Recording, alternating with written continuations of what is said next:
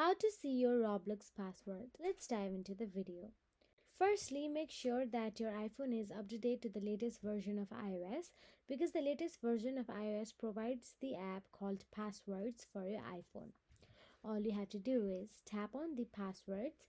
You may need to use Face ID, Touch ID, or enter your passcode to access this section. Then you can see the passkeys option available there. Once you tap on the passkeys, you can find the saved password options available inside it.